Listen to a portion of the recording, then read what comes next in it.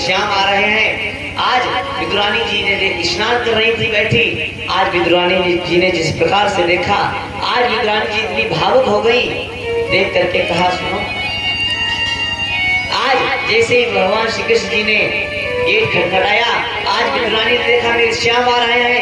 विदुरानी जी स्नान कर रही थी, नंगी अवस्था में ही गई और जाकर के भगवान कन्हैया को अंग से भर लिया और कहा मोहन आओ।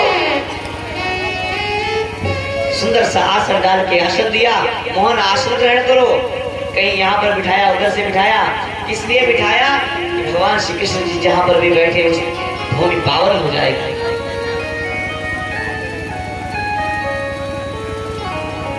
आज विदुर जी बाजार से लेट हो गए, इधर विदुरानी ने देखा घर में कुछ केले रखे हैं, आज वही केले उठा करके विदुरानी जी इतनी भावुक हो गई, आज भगवान को छिलके पकड़ा रही हैं, बूदा फेंक रही हैं, लेकिन भगवान प्रेम में वो छिलके खा रहे हैं। बड़ा प्यारा भाव है। संत कहते हैं कि जो प्रेम गली में अरे आया नहीं, अरे प्रियतम का ठिकाना क्या जाने,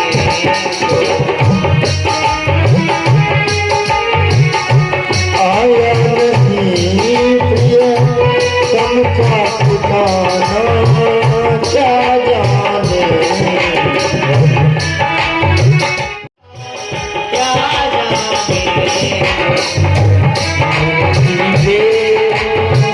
किया ही नहीं जिसने ही देरो, किया ही नहीं को प्रेम निभाना क्या जाने जिसने।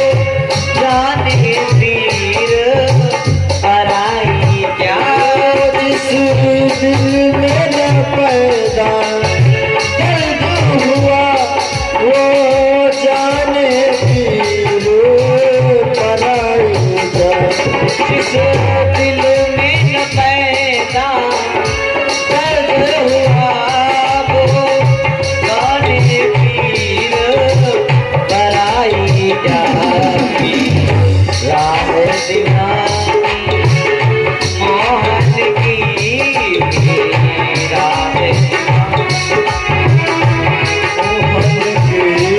संसार दीवाना क्या जाने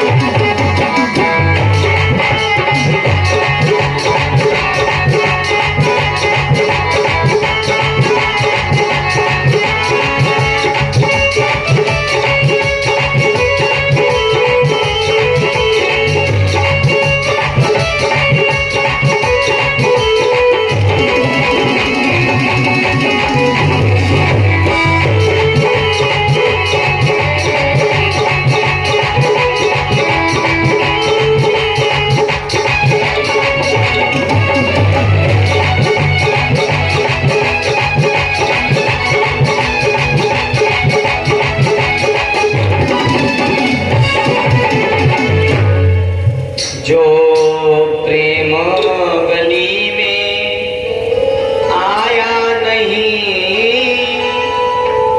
प्रियतम का ठिकाना क्या जाने जिसने कभी प्रेम किया ही नहीं वो प्रेम निभाना क्या जाने।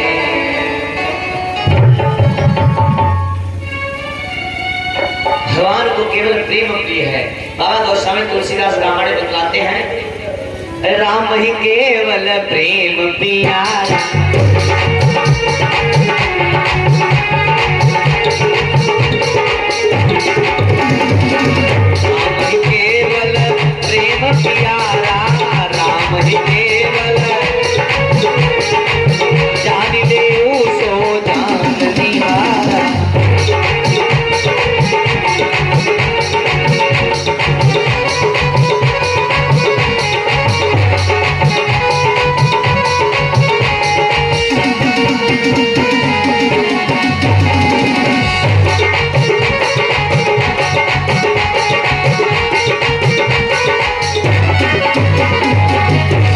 राम ही केवल बोले प्रेम प्यारा जान ले सो जान निहार।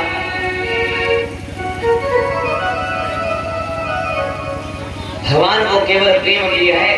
इस प्रकार भगवान ने विदुर के यहाँ पर छिलके खाए। जो भिलनी के शरीर से इतनी दुर्गंध आती थी लेकिन भगवान ने भिलनी के झूठे वेर खाए केवल प्रेम के खातिर में। जब भगवान ने कालिया नाग का मर्दन किया एक बार की बात ब्रज में जितनी भी गोपियां थी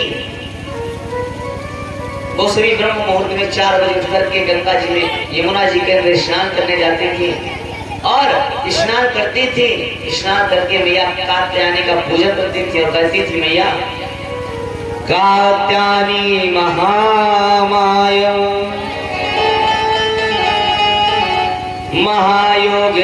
महायोगिनीश्वरी नंद गोपसुतं देवी पतिं मे कुरुते।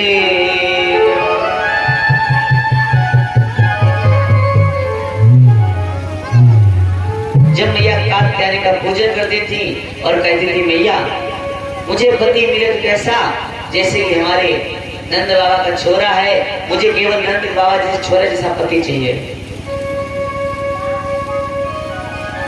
एक के बाद की बात भगवान ने देखा अरे ये ब्रह्म मुहूर्त में गोपियां स्नान करने को जाती हैं लेकिन यमुना जी के अंदर जाकर के नदी स्नान करती हैं। आज जैसे ही ब्रह्म मुहूर्त का समय हुआ, 4 बजे जितनी भी गोपियां थी सभी गई। इधर से पीछे पीछे हमारे कन्हैया भी पहुंच गए। गोपियों ने अपने वस्त्र उतार के यमुना जी के किनारे रखे और जल के अंदर प्रवेश किया। इतने में हमारे भगवान ने क्या किया, वस्त्रों को उतार करके कदम के वृक्ष के ऊपर चढ़ गए। जब कदम के वृक्षों के ऊपर चढ़े, गोपियों ने स्नान किया, स्नान करके बाहर आई और देखा हमारे वस्त्र तो है ही नहीं। गोपियां लज्जित हो गई, सोचने लगी अरे बहन, अरे वस्त्र नहीं है क्या करेंगे? ऐसा तो नहीं किसी बंदर ने हमारे वस्त्रों को हड़ कर लिया हो।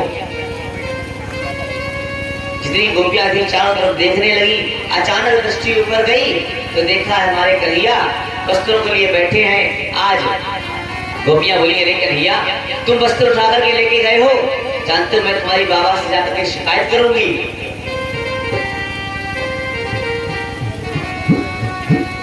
जब तक ये गोपी बोली अरे बहन, अरे तुम बाबा से शिकायत कब करोगी जाकर के? अरे वस्त्र तो है ही नहीं, पहले इससे वस्त्र तो ले लो। आज गोपियां कह रही कन्हैया सुनो, मैं निवस्त्र हूँ, आप मेरे वस्त्र ले लो। भगवान कन्हैया बोले देवी बाहर आकर के मेरे वस्त्र ले जाओ।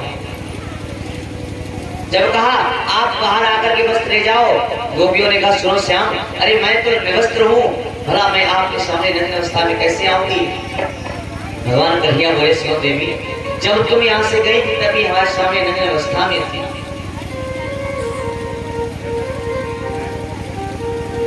भगवान ने कहा सुनो देवी,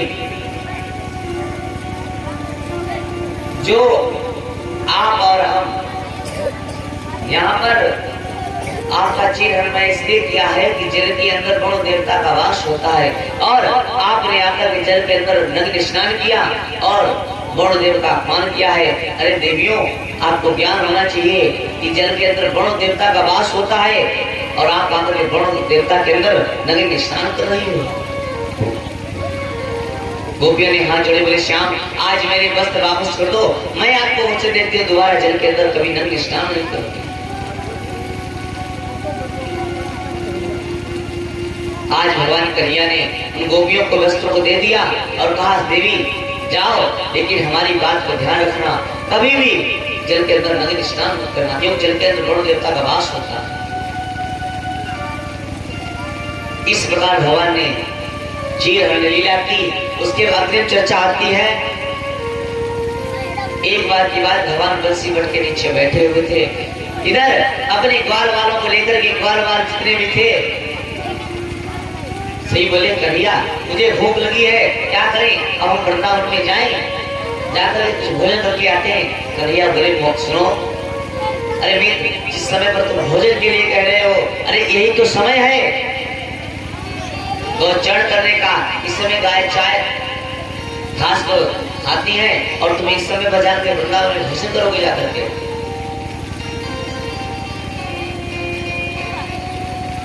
आज उसका बोला सुनो भैया, बोले भैया हम भूखे हैं, रोटी खाने को चाहते हैं।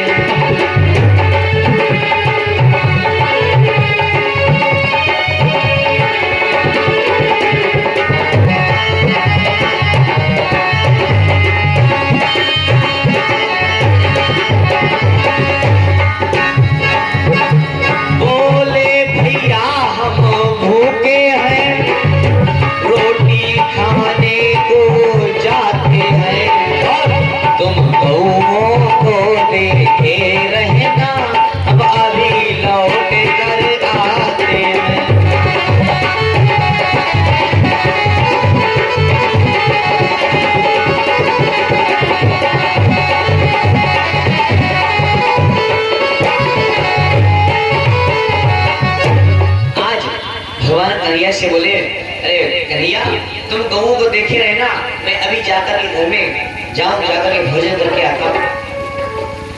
कन्हैया बोले सुनो, एक काम करो, जाओ जाकर के मथुरा के अंदर कुछ 24 ब्राह्मण लोग यज्ञ कर रहे हैं, उस यज्ञ में जाओ, यज्ञ का प्रसाद थोड़ा सा ले आना। और इतने समय कहा तुम वृंदावन में जाओगे, वृंदावन बहुत दूर है, जब तक तुम आओगे जब तक बहुत धूली बेला हो जाएगी, गाय लेकर के जाने का समय हो जाएगा। आप जाओ, जो मथुरा में 24 ब्राह्मण यज्ञ कर रहे हैं वहां से थोड़ा यज्ञ का प्रसाद लिए आना। आज मस्का बोला करिया, वाह, अरे इतने दिन तो बड़े सावकारी से रहे क्या? अरे बाबा नंद के हम लोग छोरा है, अरे हमारे बाबा पर छोटे मोटे राजा थोड़ी ना है, अरे हमारे घर में खुद नौलाद खाए दूध देती है, इतना माखन दही इतना होता है, भला हम क्यों मांगने जाएं? भगवान कन्हैया बोले कोई बात नहीं, तुम जाओ, उससे कहना कि भगवान कृष्ण ने यज्ञ का प्रसाद मंगाया है। आज मुंसफा गया और जाकर के ब्राह्मणों को दंडवत किया, प्रणाम किया, बोले महाराज सुनो, हमारे कन्हैया बंसीवट पे बैठे हैं, उन्होंने कहा है जाओ जाकर के मथुरा से ब्राह्मणों से यज्ञ का प्रसाद ले आओ, आप मुझे यज्ञ का प्रसाद दे दो। 24 ब्राह्मणों ने देखा, अरे ग्वाले, अरे तुम लोग यहाँ से भाग जाओ, तुम्हारे लोगों की दृष्टि भी यज्ञ के ऊपर ना पड़ जाए, यदि यज्ञ के ऊपर दृष्टि पड़ गई तो यज्ञ हमारा अपवित्र हो जाएगा, भाग जाओ, डंडा लेकर के भगा दिया। आज मनसुखा आया, मनसुखा ने देखा क्या करें, आज मनसुखे ने रास्ते में जो सूखा गोबर पड़ा था भर लिया और भर कर लेकर के गया और कन्हैया से बोला, कन्हैया सुनो, तुमने मुझसे भेजा था, अरे बहुत ही बढ़िया उन्होंने पकवान खिलाए, लड्डू रसमलाई पूरी सब्जी बहुत अच्छा खिलाया, और कन्हैया आपके लिए उन्होंने बांध के दिया है, जाओ जाकर के कन्हैया को दे देना। कन्हैया ने कहा देखे, आज जैसे मनसुखा ने खोला तो देखा सूखा गोबर। आज कन्हैया बोले सुनो, अरे भैया मनसुखा ये क्या दिखा रहे हो? आज सुनो कन्हैया, तुमने मुझे भेजा, मैं वहां पर गया, अरे ब्राह्मणों ने मुझे वहां पर शुद्ध कहकर के भगा दिया, अरे इतनी तो मैंने गाली कभी वृंदावन में किसी मित्र से या अपने घर वालों से नहीं खाई, जितनी उन ब्राह्मणों ने मुझे गालियां दी वहां पे। अरे हम लोग यादव वंशी कहलाने के बाद भी वहां पर शुद्ध कहलाए गए।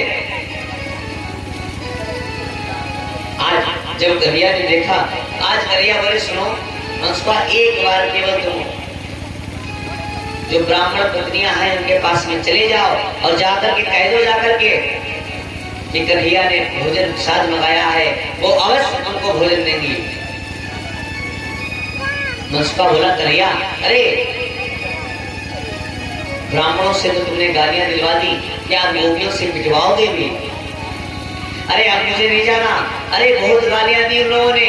आदि में ब्राह्मणियों के पास में गया तो हो सकता है वो मुझे पीटे, मैं नहीं जाऊंगा। आज कन्हैया बोले केवल एक बार, अंतिम बार तुम लोग चले जाओ। आज मनसुखा ने कृष्ण की बात को मान करके कहा ठीक है कृष्ण तुम कह रहे हो मैं जाता हूँ। आज मनसुखा ने वही डंडा उठाया, उठाकर चल दिया।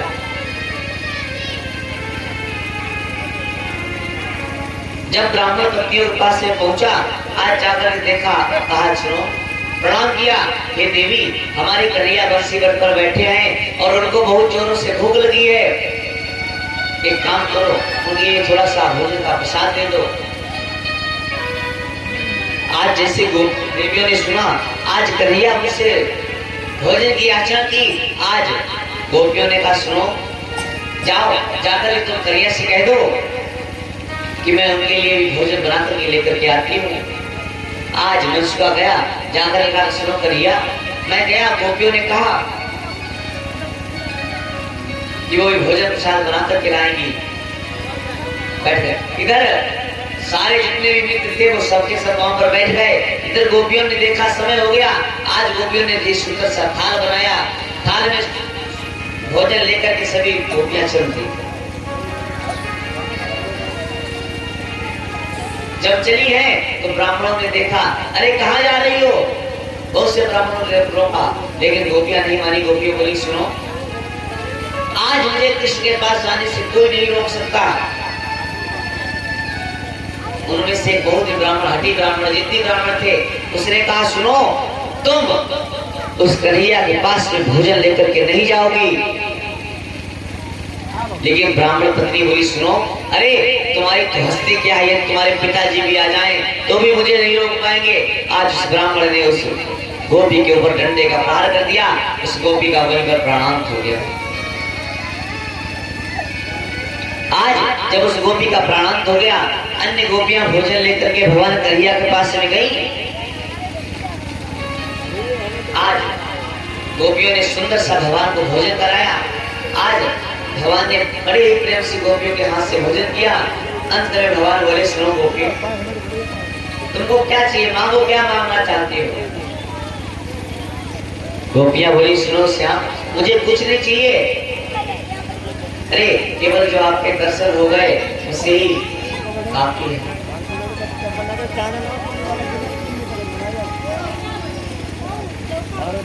भगवान कन्हैया बोले नहीं गोपी कुछ तो मांगो। कहा सुनो कन्हैया, तुम देना चाहते हो तो लोग कहते हैं भगवान का भक्त जब उसका प्राणांत होता है तो भगवान के पास जाता है, ईश्वरमय हो जाता है। तो मुझे एक बात बताओ, अरे हमारे साथ में एक गोपी जो कि आपके लिए भोजन लेकर के आई थी, यदि उसके पति ने उसके ऊपर डंडे का प्रहार कर दिया, उसका प्राणांत हो गया, अरे वो कहाँ गई है।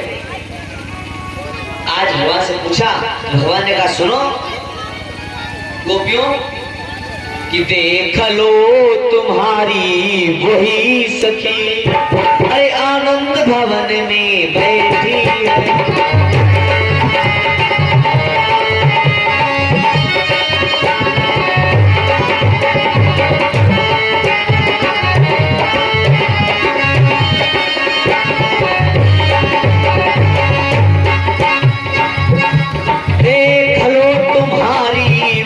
सखी आनंद भवन में बैठी है और मोहन को तन देने वाली मोहन के मन में बैठी है।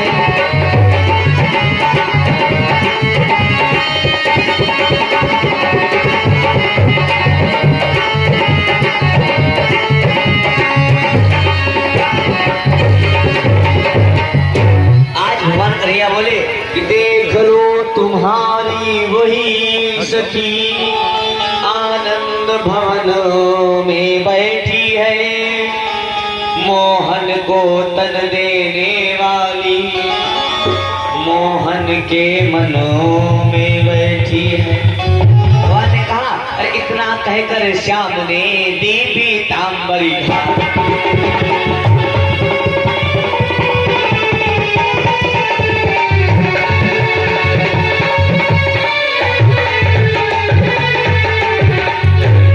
इतना कहे कर श्याम ने दी पीतांबरी घार और जगत भई सब गोपियां अपनी सखी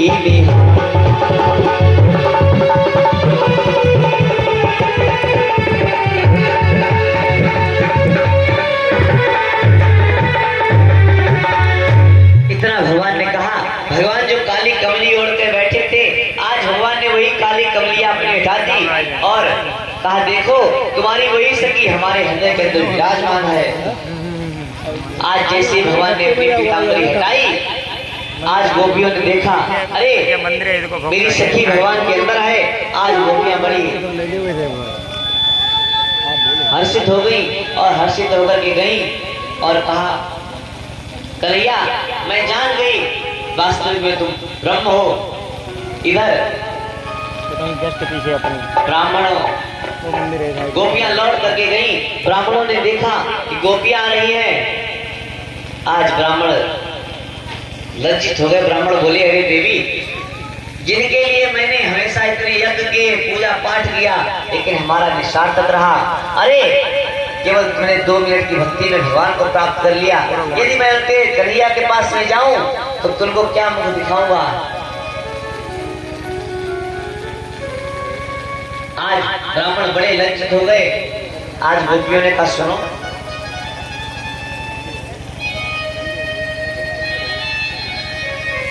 आप भले ही कितने भी यज्ञ विधान करो, कितना भी पूजा करो, लेकिन जब तक एक संत है हमारे पास, कहते थे, संत का भाव क्या कहते हैं कि मनुष्य को मानस का शरीर मिल जाना बड़ी सरल बात है, लेकिन मनुष्य को मानवता मिलना ये बहुत ही कठिन बात है। अरे गोपियां बोली, सुनो, तुम कितने भी यज्ञ करो, कितनी भी पूजा पाठ करो, लेकिन जब तक तुम्हारे अंदर से ज्ञान वैराग्य के नेत्र नहीं खुलेंगे,